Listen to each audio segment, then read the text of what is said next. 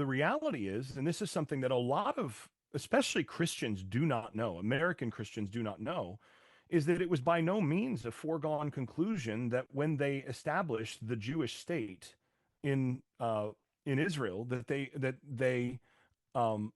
would call it Israel.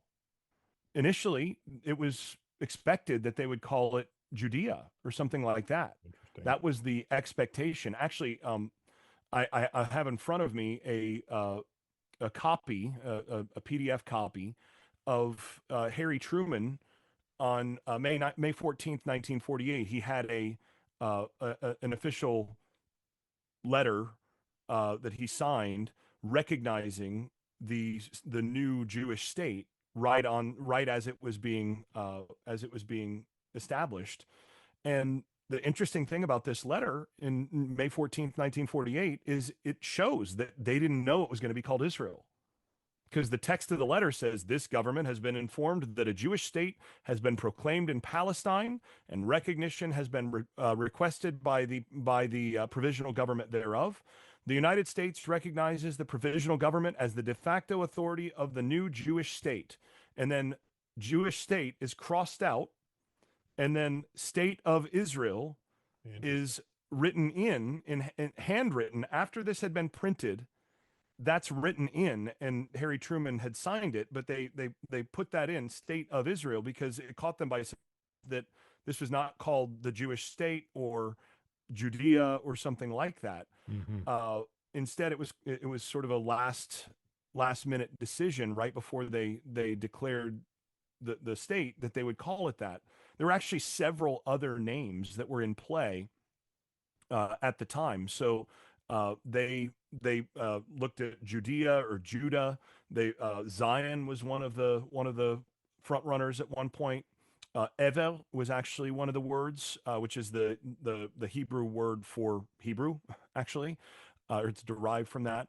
Herzliya, named after Theodor Herzl, the founder of modern Zionism, Zionist pioneer Theodor Herzl. So those are all suggestions that they were looking at for naming the state, and there were some people among Jews at the time, quite a few people who did not like the idea that they might call this state Israel. Interesting.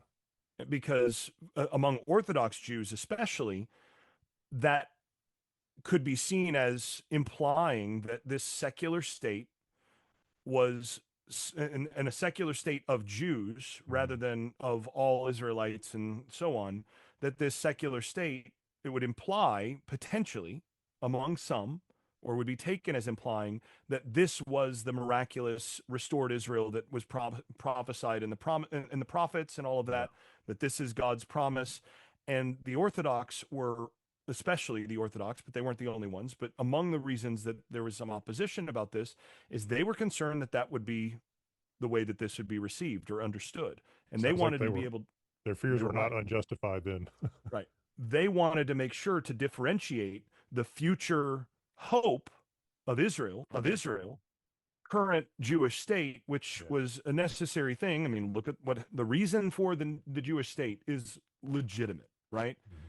Coming out of the Holocaust and on the heels of the growth of nationalism and all of this, it became obvious that Jews were not just safe in, as a diaspora people in other countries, and having their homeland from which they could actually defend themselves was an imperative. It was necessary. So they recognized that. But what should that land be called? Well, so it was actually David Ben-Gurion who ultimately officially suggested and then got the vote in the cabinet to select Israel, and there were several reasons for that. It was a 7-3 vote, by the way. It was not unanimous, but the reason that they selected that name was there were several. One is Judah or Judea not actually overlap historically the territory that was being granted to them. So, there were large parts of the historical land of Judah or Judea that were just not part of the 1948 partition. So that made it complicated that we're going to have a state of Judea that does not include Judea, right?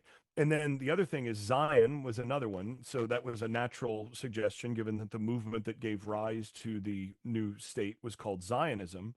But the problem is Zion technically refers to a hill in Jerusalem, and they didn't control Jerusalem. So we're going to have Zion without Zion. That was one of the objections, right? Yep. Evel was looked at as like, yeah, that doesn't really roll off the tongue for most people. It's not, it doesn't really work. And That then matters. the other That's thing is important. it's a reference to a language rather than the people. And, you know, not everybody who is Jewish and part of this state actually speaks Hebrew. So what are we going to do with that? And then Herzliya didn't really gain any traction. And Ben Gurion ultimately, there was another article that was written about a year earlier that he leaned on as well, but he basically advocated that Israel was it carried the most, first of all, political cachet. Mm, He was not wrong. right. Secondly, it would help to differentiate the people who would be citizens of the state, who would be Israelis, from Jews worldwide. Because otherwise, if you named it Judah, you'd have citizens of the Jewish state who would be called Jews, and then you'd have Jews all over the world that were not part of the state, and differentiating that was a bit of an issue. So there were a number of these discussions and all that. And like I said, it went to a vote. It was 7-3. I would venture to say that 99% of American Christians would be shocked. Mm, Certainly on the, Protestant and especially evangelical side would be shocked to learn this background, yeah, because certainly. for them, it's just a natural that, like, God promised that there would be an Israel in the end times. Now there's a state called Israel. That's God's promise. Yeah. But neither traditional Jewish nor traditional Christian theology actually would permit viewing the current nation state as the fulfillment of those promises.